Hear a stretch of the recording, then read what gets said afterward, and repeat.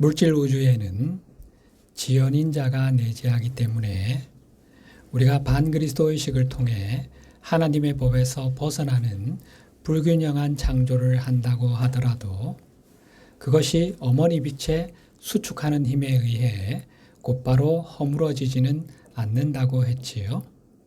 그래서 우리는 반그리스도 마음을 사용해 이번 생애 동안 유지될 수 있는 물질적인 부를 창조할 수는 있습니다. 그러나 뿌린 대로 거두게 된다는 것이 하나님의 정해놓으신 영적인 법칙입니다. 따라서 우리가 반그리스도 마음으로 불균형한 창조를 한 대가를 이번 생이 아니면 미래의 어느 생에서라도 반드시 돌려받게 될 것입니다. 전통적인 기독교 문화에서 자란 사람이라면 아마도 이곳 지구에서의 생은 단 한 번뿐이라고 믿도록 프로그램되었을 것입니다. 이것은 반그리스도 의식에 갇힌 사람들에 의해 기독교에 유입된 잘못된 개념입니다. 반그리스도 의식은 그리스도 의식에 대비되는 개념이지요. 그리스도 의식의 핵심은 내 존재의 근원이신 창조주 하나님과 나, 그리고 모든 피조물과 나가 하나임을 인식하는 것이라 했습니다. 수직적인 하나됨과 수평적인 하나됨을 이루는 의식 상태지요. 그렇다면 반그리스도 의식의 핵심은 신과 나, 전체와 나가 분리되어 있다고 인식하는 것이 되겠지요. 분리의식 또는 이원성 의식과 거의 같은 개념으로 이해하시면 됩니다. 이 반그리스도 의식은 개별적인 자아가 전체와 분리되어 있다고 보기 때문에 이기심의 근원이 됩니다. 전체가 하나임을 인식한다면 자신의 이익만을 꾀하는 일은 불가능하지 않겠습니까? 따라서 우리가 반그리스도 의식에 깊이 갇히면 갇힐수록 더 이기적이 되며 그 의식에 가장 깊이 빠진 예가 바로 우리가 앞에서 살펴본 동굴인의 의식입니다. 자기중심적인 의식에 갇히게 되면 눈앞의 욕망 너머를 볼 수 없기 때문에 자신의 행위가 장차 피할 수 없는 결과를 가져온다는 사실을 받아들이지 못합니다. 이번 생에 뿌린 것을 미래의 어느 생에서 반드시 거두게 된다는 사실을 받아들이지 못하는 것입니다. 바로 이것이 정통 기독교에서 윤회와 환생에 대한 진리가 사라지게 된 이유입니다. 정통 기독교는 왜 어떤 아이는 심한 장애를 안고 태어나며 또 어떤 아이들은 아주 건강하게 태어나는지를 설명하지 못하지요. 이로 인해 많은 사람이 신은 이유도 없이 무고한 아이들을 벌하는 불공평한 존재라고 추론하게 되었습니다. 진실은 하나님은 누구도 벌하지 않으신다는 것입니다.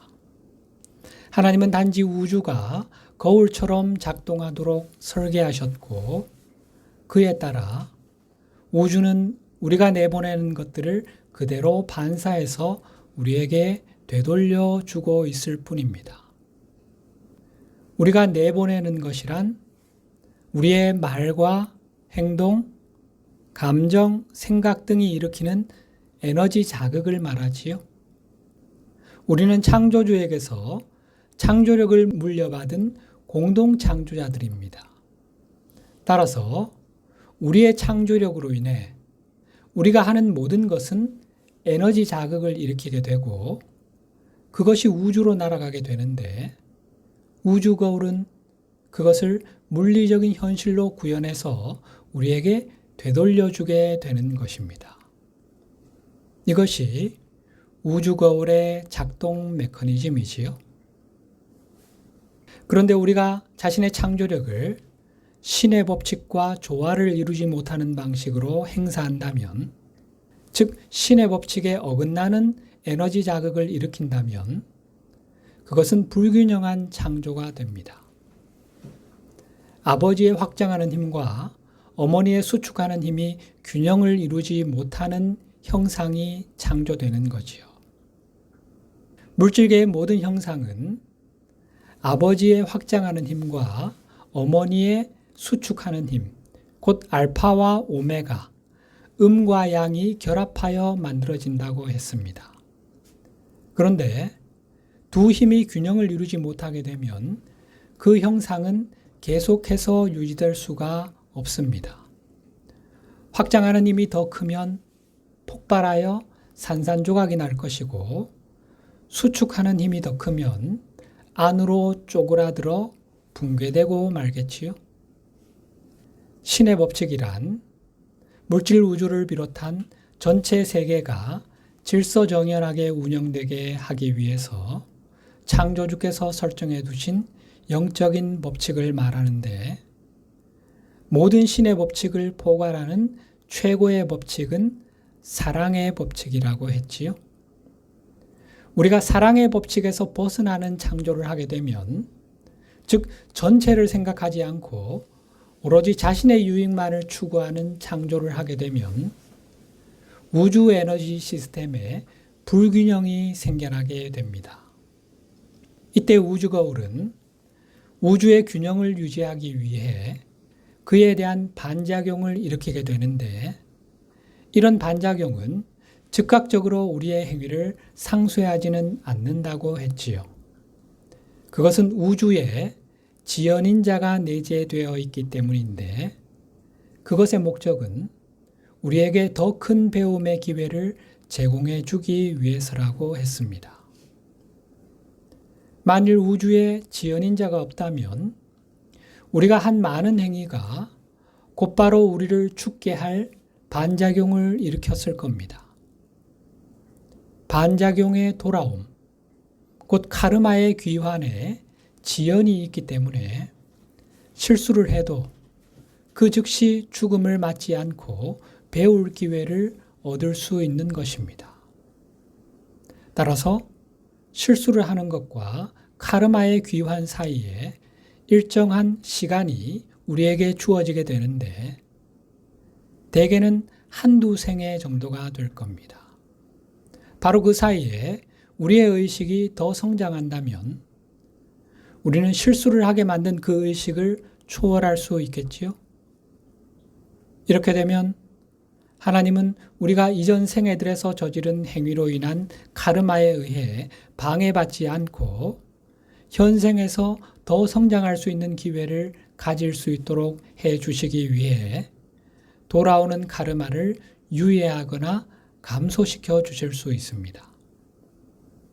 자, 이것이 의미하는 바가 뭘까요?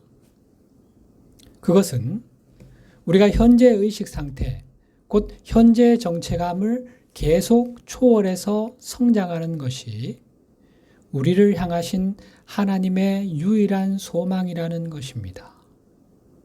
구약 성경을 비롯해 많은 종교의 경전들에서 묘사되고 있는 것처럼 신은 분노하고 심판하며 벌주는 무서운 존재가 아닙니다.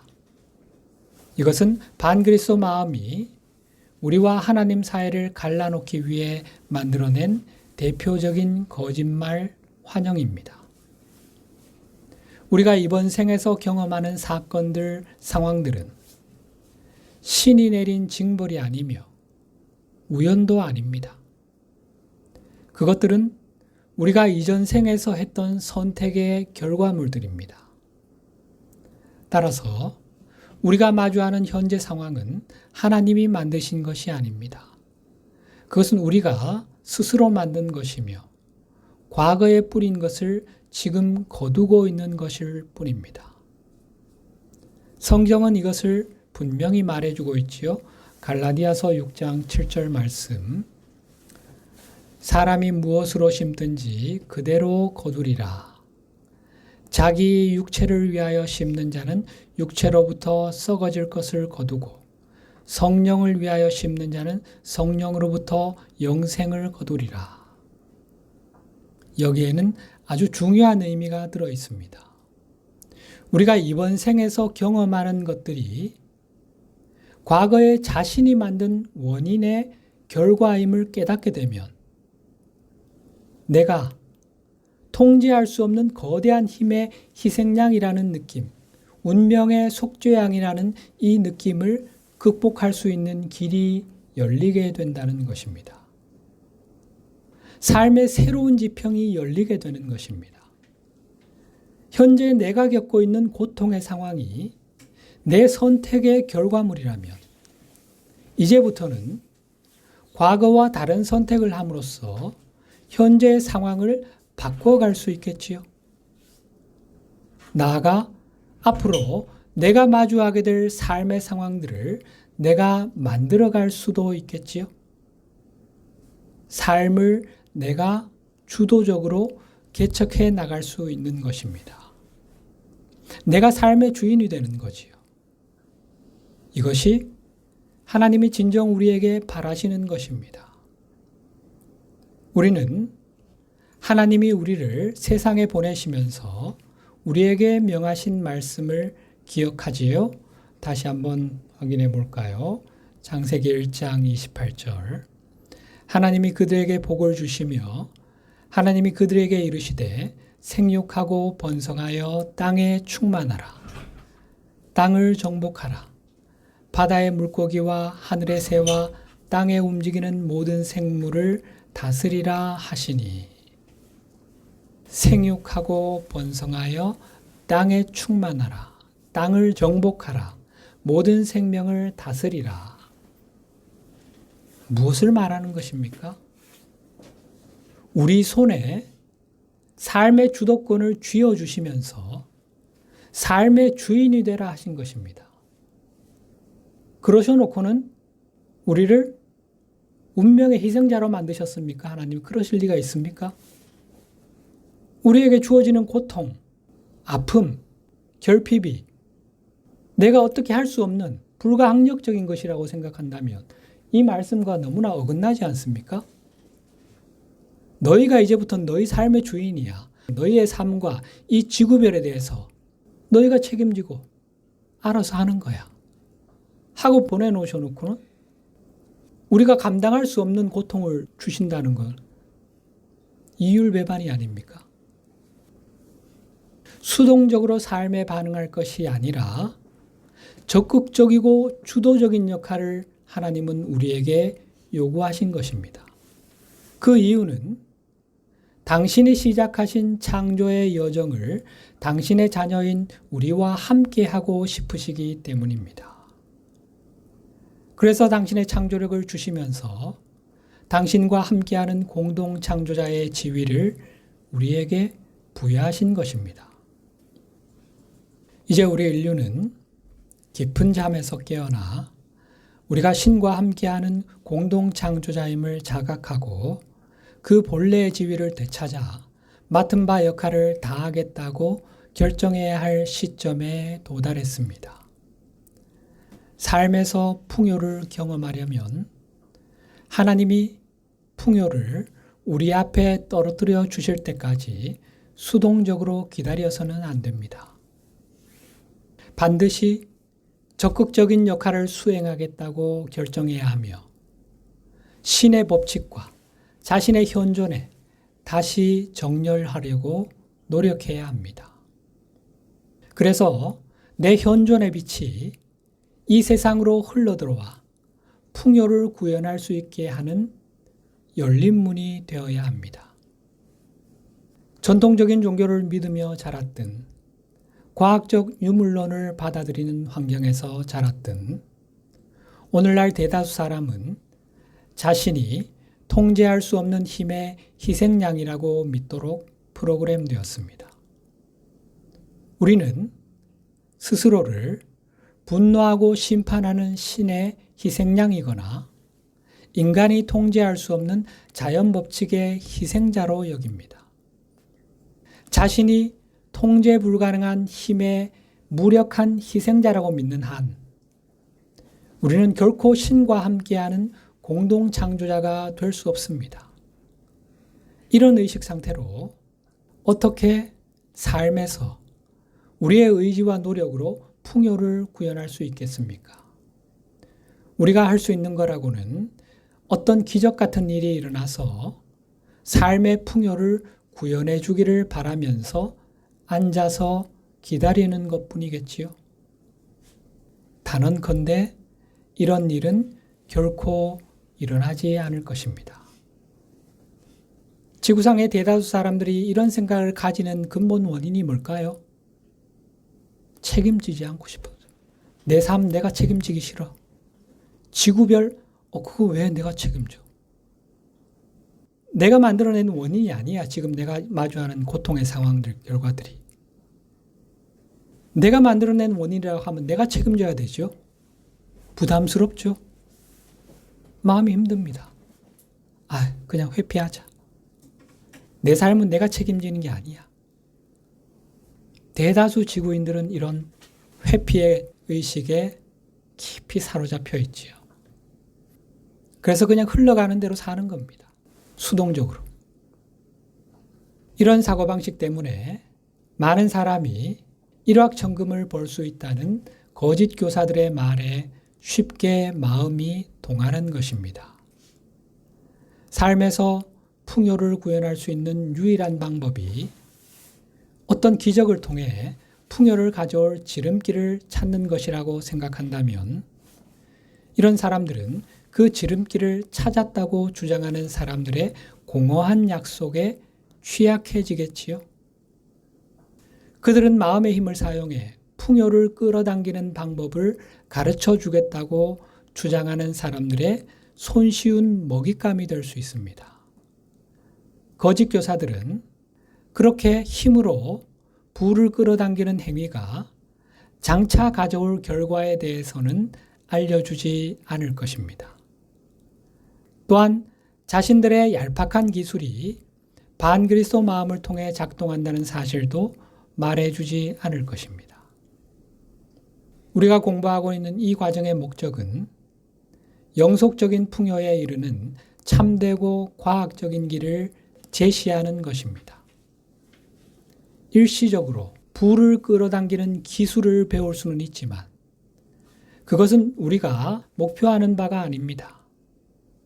우리는 그리스도 의식을 성취함으로써 영구히 유지될 수 있는 풍요로운 삶, 그러한 삶에 이르는 길에 관해서 공부를 하고 있는 것입니다. 그래서 거짓 교사들의 실체를 폭로하고 또 우리가 본연의 역할을 수행할 수 없게 만드는 반그리스도적 사고방식의 오류를 드러내려고 하는 것입니다. 우리에게 주어진 역할은 우리의 의식이 영적인 영역에 도달해서 더 많은 영적인 에너지를 물질 주파수대로 가져오는 것입니다. 이것이 공동 창조자들에게 주어진 임무입니다. 이것이 지구에서 풍요의 총량을 늘릴 수 있는 유일한 길인데 이것은 반그리스도 마음으로는 결코 할 수 없는 일입니다. 반그리스도적 사고방식은 신과의 하나됨을 부정하는 것인데 그런 분리의식으로 어떻게 하나님의 나라인 영적인 영역에 도달할 수 있겠습니까? 그런 일은 불가능합니다. 반그리스도 마음으로는 이 물질 세계 내에서 힘으로 한정된 풍요를 취할 수밖에 없습니다. 하나님은 우주를 창조하실 때 또 하나의 안전장치를 심어 놓으셨습니다. 궁극적인 창조력은 영적인 에너지를 물질 주파수대로 가져오는 것인데 이것은 오로지 그리스도의식을 성취한 사람, 곧 그리스도가 된 사람만이 할 수 있는 일입니다.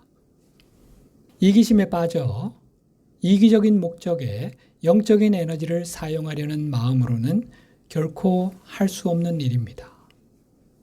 자기 유익만을 위해 영적인 에너지를 사용하려는 것은 하나님의 뜻, 곧 우주의 창조 목적에 어긋나는 일이니까요. 그런 마음은 심적인 에너지를 조작할 수는 있지만 영적인 에너지에는 접근할 수 없습니다. 자, 우리가 앞에 봤던 그림을 다시 한번 보면서 물질 영역에 있는 심적인 에너지는 조작하는 방법을 터득할 수 있습니다. 그런 사람들은. 자기중심적인 의식, 이기적인 의식에 갇혀있는 사람들도 감정층, 멘탈층에 있는 심적인 에너지를 조작하는 방법도 터득할 수 있습니다. 우리 성경에 보면은 모세가 기적을 일으킬 때도 그에 대항해서 막 기적을 일으킨 그런 술사들이 있었지요. 신약 성경에도 종종 그런 이들이 등장하지요. 심적인 에너지를 조작하는 자들입니다. 하지만 영적인 에너지는 다룰 수가 없죠. 거기에 접근할 수가 없지요. 심적인 에너지를 조작하는 방법을 몇 생에 걸쳐서 그걸 연구해서 터득한 이들이 있습니다. 그래서 우리가 보기에는 기적처럼 보이는 일들을 행하지요.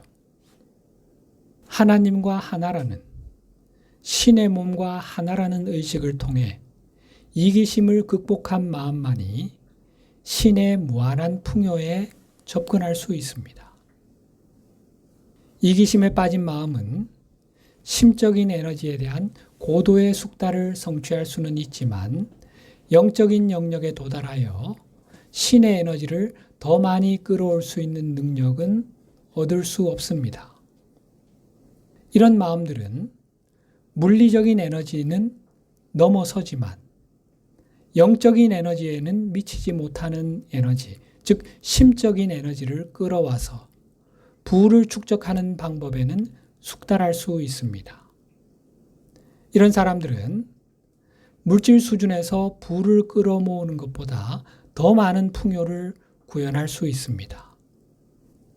그래서 사람들이 이들의 능력에 놀라며 그들을 구루로 따를 수도 있겠지요. 그러나 그들이 영적인 통달을 성취했거나 그리스도 의식에 도달한 것은 아님을 알아야 합니다. 겉으로 보기에 그들이 행하는 일들이 놀라워 보일 수는 있겠지만 진리의 빛에 비춰보면 사실 그것은 아무것도 아닙니다. 그래서 예수님은 당신의 이름으로 오는 거짓 선지자들에 대해 경고하셨던 것입니다. 마태복음 7장 15절 거짓 선지자들을 삼가라. 양의 옷을 입고 너희에게 나아오나 속에는 노략질을 하는 일이라.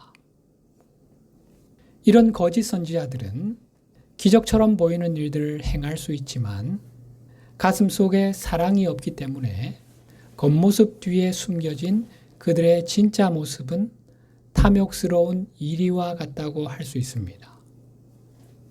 이 세상의 풍요의 총량을 누리기 위해 이들이 할 수 있는 것은 아무것도 없습니다. 이들은 단지 이미 물질 주파수 범위 내에 존재하는 심적인 에너지를 다루는 방법을 익혔을 뿐입니다. 그것도 힘을 통해서만 그렇게 할 수 있습니다. 이 말은 다른 사람들의 심적인 에너지를 빼앗거나 심적인 에너지를 이용해 다른 사람들이 육체 노동을 하게 한 다음 그 노동의 결실을 파워 엘리트에게 넘겨주도록 한다는 뜻입니다.